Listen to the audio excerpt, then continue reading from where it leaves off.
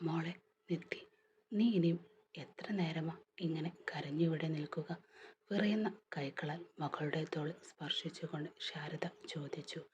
ആ ശബ്ദത്തിൽ ഒരമ്മയുടെ സ്നേഹത്തേക്കാൾ കൂടുതൽ കുറ്റബോധം നീലിച്ചിരുന്നു. അവർക്ക് നിന്നെയും കാത്ത് പുറത്ത് നിൽക്കുകയാണ് മോളെ. മുഹൂർത്തം കഴിഞ്ഞു പോയാൽ വീണ്ടും ഈ നിമിഷം നമുക്ക് തിരികെ കിട്ടില്ല. ആ വാക്കുകൾ കേട്ടപ്പോൾ നിത്യയുടെ നെഞ്ചിനുള്ളിൽ അടക്കി വെച്ചിരുന്ന വേദന വീണ്ടും പൊട്ടിത്തെറിച്ചു. കരഞ്ഞു വീർത്ത കണ്ണുകളോടെ അവൾ നേരെ അമ്മയെ നോക്കി. ആ നോട്ടത്തിൽ ഒരു ചോദ്യം ബാക്കിയുണ്ടായിരുന്നു. എന്തിനാ? ജീവിതത്തിൽ ഏറ്റവും വിശ്വസിച്ചവരോട് മാത്രം ചോദിക്കാവുന്ന ഒരു ചോദ്യം. ഞാൻ നിങ്ങളോട് എന്ത് തെറ്റാ ചെയ്തതമ്മേ? തൊണ്ടയിൽ കുടുങ്ങിയ ശബ്ദത്തിൽ നിത്യ ചോദിച്ചു. എന്തിനാ എൻ്റെ ജീവിതം ഇങ്ങനെ നശിപ്പിച്ചത്? ശാരദയുടെ കണ്ണുകൾ നിറഞ്ഞു തുളുമ്പി. അങ്ങനെ പറയല്ല മോളെ. അവർ അവളുടെ കൈകൾ പിടിക്കാൻ ശ്രമിച്ചു. സ്വന്തം മകളുടെ ജീവിതം മനഃപൂർവ്വം നശിപ്പിക്കാൻ ഏതമ്മയാ മോളെ കഴിയുക? പക്ഷെ നിത്യ ആ കൈകൾ മെല്ലെ മാറ്റി. അവളുടെ ചുണ്ടിൽ വേദനയിൽ നിന്നും ജനിച്ചൊരു ഉച്ചച്ചിരി വിരിഞ്ഞു. അമ്മയ്ക്ക് എപ്പോഴും അങ്ങനെയായിരുന്നല്ലോ. അവൾ പതുക്കെ പറഞ്ഞു തുടങ്ങി. ചേച്ചിക്ക് വാങ്ങിയ ഡ്രസ്സ് പാകമാകാതിരുന്നാൽ അതെനിക്ക്. ചേച്ചി വേണ്ടെന്ന് വെച്ച കളിപ്പാട്ടും അത് എനിക്ക്. അവൾക്ക് ഇഷ്ടമില്ലാത്തതെല്ലാം സന്തോഷത്തോടെ വാങ്ങി ഉപയോഗിച്ചിരുന്ന ഒരു പാവം കുട്ടിയായിരുന്നല്ലോ ഞാൻ. ഒരു നിമിഷം അവൾ നിശബ്ദയായി. ശേഷം തൻ്റെ കഴുത്തിലെ ആ പുതിയ താലിയിലേക്കൊന്ന് നോക്കി അവൾ. പക്ഷേ ഇന്ന് ചേച്ചിക്ക് വേണ്ടി തിരഞ്ഞെടുത്ത വരനെ പോലും എനിക്ക് തന്നല്ലോ അമ്മ. ചേച്ചി ഇരിക്കേണ്ട സ്ഥാനത്ത് ഞാൻ ഇരിക്കുകയാണ്. ആലോചിക്കുമ്പോൾ തോറും എനിക്ക് അറപ്പ് തോന്നുന്നു. ജനലിലൂടെ പുറത്തേക്ക് നോക്കിക്കൊണ്ട് അവൾ വിതുമ്പി. ഇന്ന് രാവിലെ ഞാൻ ഈ താലി കഴുത്തിൽ കെട്ടാൻ സമ്മതിച്ചത് നിങ്ങളുടെ മാനം രക്ഷിക്കാൻ മാത്രമായിരുന്നു. എൻ്റെ അച്ഛനും അമ്മയും നാട്ടുകാരുടെ മുന്നിൽ തല കുനിക്കരുത് എന്ന് കരുതി മാത്രം. വേണ്ട മോളെ, അങ്ങനെയൊന്നും ചിന്തിക്കരുത് നീ. ശാരദ അവളുടെ തലയിൽ തലോടി. നിന്റെ കഴുത്തിൽ ഇപ്പോൾ അവൻ താലി ചാർത്തി കഴിഞ്ഞു. ദൈവം എഴുതിയ വിധി മനുഷ്യർക്ക് തന്നെ മാറ്റാൻ കഴിയില്ല മോളെ. നിനക്ക് വിധിച്ചവനും അവൻ തന്നെയാണ്. വിധി എന്ന വാക്ക് കേട്ടതും നിത്യയുടെ കണ്ണുകളിൽ ദേഷ്യം കത്തി ഉണർന്നു. വിധിയോ? അവൾ ഉറക്കെ ചിരിച്ചു.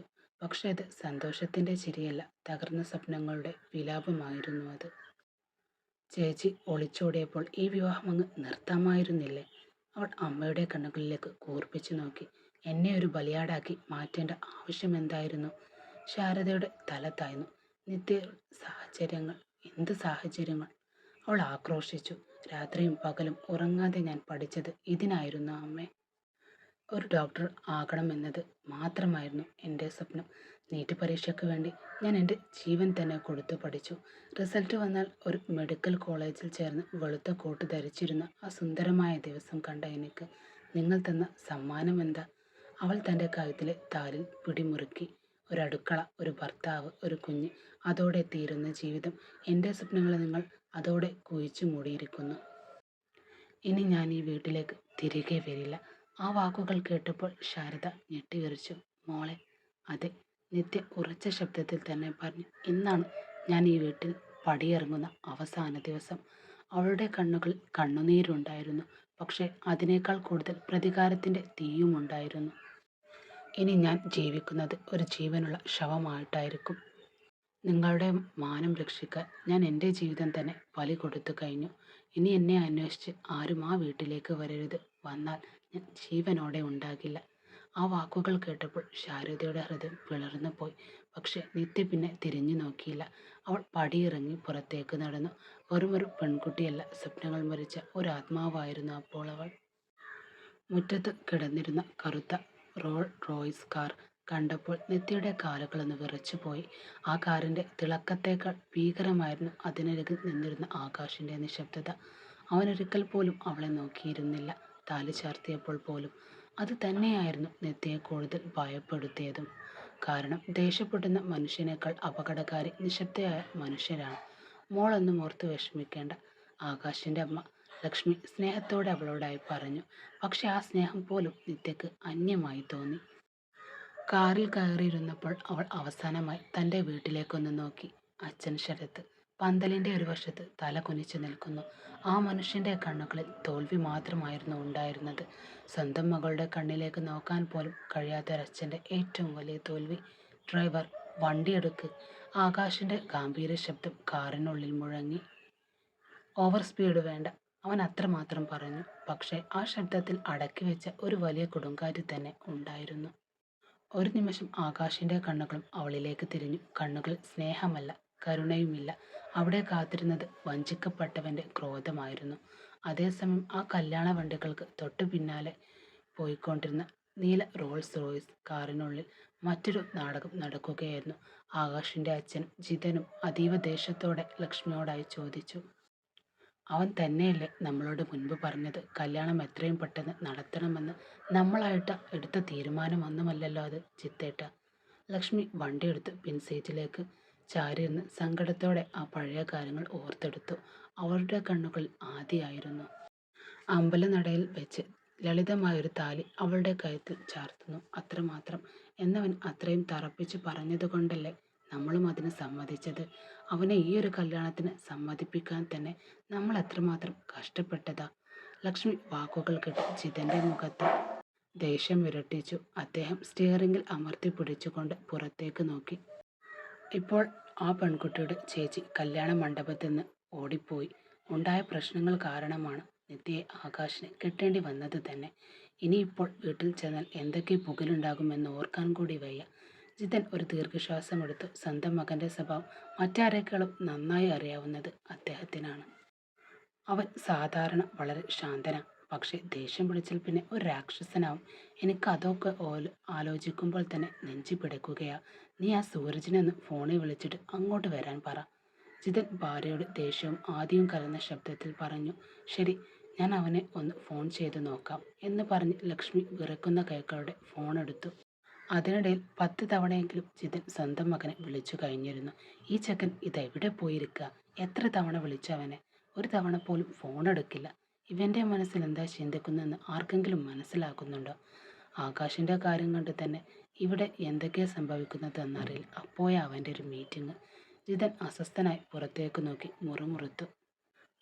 എനിക്കിപ്പോൾ മനസ്സിലാകാത്തത് സ്വന്തം ഏട്ടൻ്റെ കല്യാണം കാണാൻ വരുന്നതിനേക്കാൾ എന്ത് വലിയ മീറ്റിംഗാണ് അവൻ അവിടെയുള്ളത് എന്ന്. നിങ്ങൾ അത് വിട്ടേക്ക്, നമുക്കവൻ വരുമോ ഇല്ലയോ എന്ന് നോക്കാം. ലക്ഷ്മി ഭർത്താവിനെ ശാന്തമാക്കാൻ ശ്രമിച്ചു. അപ്പോഴേക്കും ആകാശിന്റെ കറുത്ത റോയ്സ് കാർ അവരുടെ വണ്ടിക്ക് തൊട്ടു മുന്നിലായി എത്തിയിരുന്നു. ഡ്രൈവർ, വണ്ടി കുറച്ചുകൂടി വേഗത്തിലെടുക്ക്, ആകാശിന്റെ കാറിന് മുന്നിലായിട്ട് വിട്. ജിതൻ പെട്ടെന്ന് നിർദ്ദേശം നൽകി. ശരി സാർ എന്ന് പറഞ്ഞ് ഡ്രൈവർ വണ്ടിയുടെ വേഗം ഒരല്പം കൂട്ടി. ആകാശിന്റെ കാറിനെ ഓവർടേക്ക് ചെയ്ത് മുന്നോട്ട് പാഞ്ഞു. കാറിന്റെ പിൻസീറ്റിരുന്ന് കരഞ്ഞു കരഞ്ഞ് നിത്യയുടെ മുഖം ആകെ ചുവന്നിട്ടുണ്ടായിരുന്നു. കണ്ണീരൊഴുക്കി അവന്റെ മുന്നിൽ തോറ്റു കൊടുക്കില്ല എന്നവൾ ഉറപ്പിച്ചിരുന്നതാണ്. പക്ഷെ ആ പിഞ്ചു മനസ്സിൽ ഏൽക്കേണ്ടി വന്ന ആഘാതം താങ്ങാൻ കഴിയുന്നതിലും അപ്പുറമായിരുന്നു. ചേച്ചിയുടെ അവിവേകത്തിന് താൻ എന്തിനാണ് ഈ ക്രൂരത അനുഭവിച്ചത്? കുറച്ചു സമയം കടന്നുപോയി. അവർക്ക് മുന്നിലായി പോയ ജിതന്റെ വണ്ടി തറവാട് വീടിന്റെ വലിയ മുറ്റത്ത് ചെന്നു നിന്നു. ലക്ഷ്മിയും കൂടെയുള്ളവരും വേഗം വണ്ടിയിൽ നിന്നിറങ്ങി. ഐശ്വര്യത്തോടെ നിലവിളക്കുമായി പുതിയ മരുമകളെ സ്വീകരിക്കാനായി ലക്ഷ്മി പൂമുഖത്തേക്ക് ഇറങ്ങിയതും ആകാശിന്റെ കാറും അങ്ങോട്ട് പാഞ്ഞു വന്നു. വണ്ടി നിന്ന പാടെ ആകാശ് വല്ലാതെ ദേഷ്യപ്പെട്ട് കാറിൽ നിന്നിറങ്ങി. മുഖം കറുപ്പിച്ച് ചുറ്റുമുള്ള ഒന്നിനെയും ഗൗനിക്കാതെ അവൻ വീടിന്റെ മുൻവാതിലിലേക്ക് നടന്നു. നിത്യയാകെ തളർന്ന് ഒരു ജീവനില്ലാത്ത പാവയെ പോലെ വളരെ സാവധാനത്തിലാണ് അവൾ കാറിൽ നിന്ന് പുറത്തേക്ക് ഇറങ്ങിയത് തന്നെ. ആകാശ്, എന്താ ഇത്ര ധൃതി നിനക്ക്? അവിടെ നിൽക്ക്. ലക്ഷ്മി അമ്മ അധികാരത്തോടെ അവനെ തടഞ്ഞു. നിലവിളക്ക് വാങ്ങി വലത് കാൽ വെച്ച് അകത്തേക്ക് കയറിയതിനു ശേഷം മതി നീ അകത്തേക്ക് പോയാൽ മതി. പക്ഷെ ദേഷ്യം തലക്ക് പിടിച്ച ആകാശ് അത് കേട്ടതും വന്യമായൊരു ഭാവത്തോടെ തിരിഞ്ഞു നോക്കി. ആരും പ്രതീക്ഷിക്കാത്ത നിമിഷത്തിൽ അവൻ ലക്ഷ്മിയുടെ കയ്യിലിരുന്ന് ആ നിലവിളക്കിലേക്ക് തട്ടിത്തെറിപ്പിച്ചു. വലിയൊരു ശബ്ദത്തോടെ ആ നിലവിളക്ക് ചുവരിലടിച്ച് തെറിച്ച് കൃത്യമായി നിത്യയുടെ കാലിനരികിലേക്ക് വന്നു വീണു. അല്പം മാറിയിരുന്നെങ്കിൽ അവളുടെ പാദങ്ങളിൽ തട്ടി വലിയ മുറിവേൽക്കുമായിരുന്നു. ദേഷ്യം കൊണ്ട് ഭ്രാന്ത് പിടിച്ചു ഭാവം കണ്ട് നിത്യാകെ നെട്ടിത്തെറിച്ചു പോയി. അവൾ ഭയത്തോടെ പിന്നോട്ട് മാറി. എന്താടാ ഇത്? അവൻ ഇങ്ങനെ കാട്ടിക്കൂട്ടിയത്? ലക്ഷ്മിയമ്മ നെഞ്ചിൽ കൈവച്ച് നിത്യയെ സങ്കടത്തോടെ നോക്കി. മോളൊന്നും കൊണ്ട് പേടിക്കണ്ട, അവൻ്റെ ദേഷ്യമൊക്കെ ഇപ്പം മാറും. അതും പറഞ്ഞ് കൂടെയുണ്ടായിരുന്ന ലക്ഷ്മിയുടെ സഹോദരി മീനാക്ഷി നിത്യയെ ചേർത്ത് പിടിച്ച് അകത്തേക്ക് കൂട്ടിക്കൊണ്ടുപോയി. അകത്തേക്ക് കയറി ആകാശിന്റെ കളി അടങ്ങിയിരുന്നില്ല. ഹാളിൽ തൂക്കിയിട്ടിരിക്കുന്ന വലിയൊരു ഫാമിലി ഫോട്ടോ എടുത്ത് അവൻ കലിയടങ്ങാതെ നിലത്തേക്ക് എറിഞ്ഞുടച്ചു. ചില്ലുകൾ നാലുപാടും ചിതറിത്തെറിച്ചു. അവൻ്റെ ഭ്രാന്തൻ കാട്ടിക്കൂട്ടലുകൾ കണ്ട് ജിതന് ഇനി നിയന്ത്രിക്കാൻ കഴിഞ്ഞില്ല. നിർത്തട ആകാശ്, എന്തൊക്കെയാ നീ കാണിച്ചു കൂട്ടുന്നത്? ജിതന്റെ ശബ്ദം ആ വലിയ ഹാളിൽ മുഴങ്ങി. നിന്നോട് ഈ കല്യാണം ആദ്യമേ വേണ്ട എന്ന് ഞാൻ പറഞ്ഞതാണ്. അന്ന് ആരെങ്കിലും കേട്ടോ? ആകാശ് നെഞ്ചുവിരിച്ച് അച്ഛന് നേരെ തിരിഞ്ഞു. അവൻ്റെ കണ്ണുകൾ തീപ്പൊരി പാറുന്നുണ്ടായിരുന്നു. നിങ്ങളുടെ മേലുള്ള വിശ്വാസം കൊണ്ടും ആ പെൺകുട്ടിയുടെ ജീവിതം ഓർത്തുമാണ് ഞാൻ ഈ കല്യാണത്തിന് സമ്മതിച്ചത് തന്നെ. നീ തന്നെയല്ലേ അമ്പലത്തിൽ പോയി താലി ചാർത്തിയാൽ മതി എന്ന് ഞങ്ങളോട് പറഞ്ഞത്? ജിതനും വിട്ടുകൊടുത്തില്ല. അപ്പോൾ ഞങ്ങൾ നാലാളെ കാണിച്ച് കല്യാണം ഗംഭീരമായി നടത്താത്തത് നന്നായി. അങ്ങനെയൊന്നും നടത്താത്തത് കൊണ്ട് ഇപ്പോൾ നാട്ടുകാരുടെ മുന്നിൽ നമ്മുടെ മാനം പോയില്ല. നിനക്ക് ഇവളെ കെട്ടണ്ടെങ്കിൽ താല്പര്യമില്ലെങ്കിൽ അപ്പോൾ തന്നെ ആ മണ്ഡപത്തിൽ നിന്നും തിരികെ പോരണമായിരുന്നു. നീ താലി ചാർത്തിയപ്പോൾ ആ പെൺകുട്ടിയുടെ മുഖത്തേക്ക് പോലും നോക്കിയില്ലാടാ. ജിതൻ ആക്രോശിച്ചുകൊണ്ട് മകനോട് പറഞ്ഞു.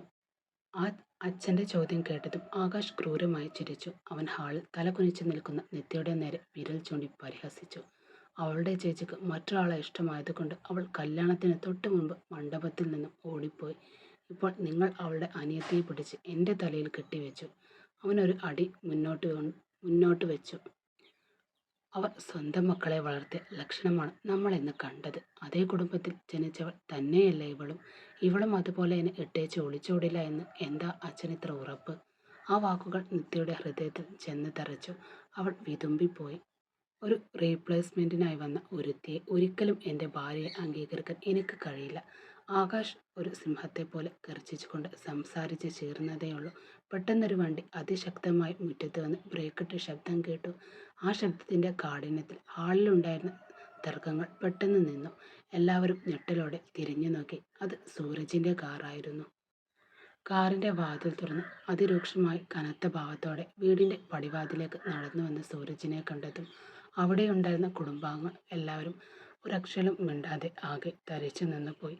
അവൻ്റെ ആ വരവ് വീടിൻ്റെ നിശബ്ദമാക്കി കളഞ്ഞു. ലക്ഷ്മിയുടെ ജിതൻ്റെയും മുഖത്ത് ഭയവും നേലിച്ചു.